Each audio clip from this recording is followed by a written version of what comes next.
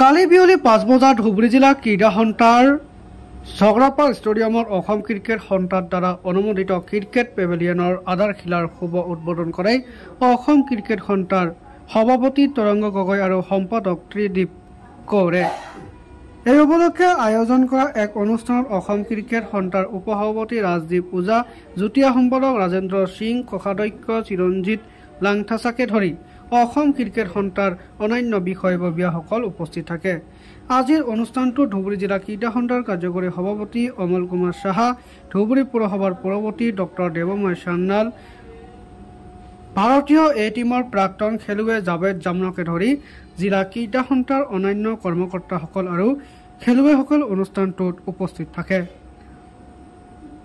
Assam cricket সন্থাৰ দ্বাৰা অনুমোদিত ক্ৰিকেট পেভিলিয়নৰ আধাৰশিলাৰ শুভ উদ্বোধন কৰি অসম ক্ৰিকেট সন্থাৰ সভাপতি তৰংগ গগৈয়ে কয় যে ৰাজ্যৰ প্ৰতিখন জিলাৰ খেলুৱৈসকলক খেলৰ প্ৰতি আগ্ৰহ কৰি তোলাৰ উদ্দেশ্যে অসম চৰকাৰে বিশেষ গুৰুত্ব দিছে। ধুবুৰী ঝগৰাপাৰ ষ্টেডিয়ামখনৰ আন্তঃগাঁথনিৰ উন্নয়নৰ বাবে অসম চৰকাৰে কাম কৰি যাব বুলি তেওঁ কয়।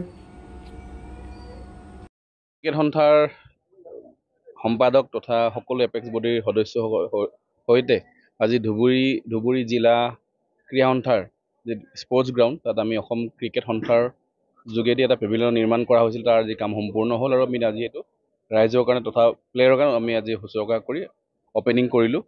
আশা কৰোঁ অসমৰ প্ৰত্যেক চুকে কাৰণে প্ৰত্যেক জিলাত যাতে ভৱিষ্যত ৰিয়ান পৰাগ ওলাব পাৰে, জাভেদ জামান ওলাব পাৰে, যদি কোনোবা আমাৰ ইয়াৰো অসমৰ ৰাজ্যৰ খেলুৱৈ যাতে ভাৰতলৈ যাব পাৰে।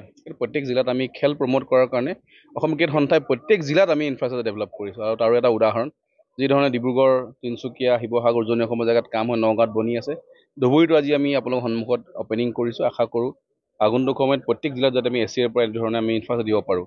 আজি মিটিঙত কোৱা হৈছে আমি নেট প্ৰেক্টিছৰ নেট বনাই দিম।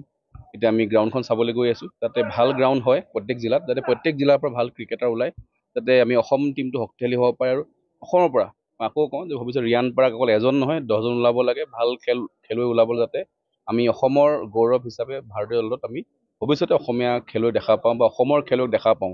সেইকাৰণে ছোৱালী হওক ল'ৰা হওক আমি প্ৰমোট কৰিবৰ কাৰণে এছিয়াৰ যথেষ্ট কাম কৰি আছে।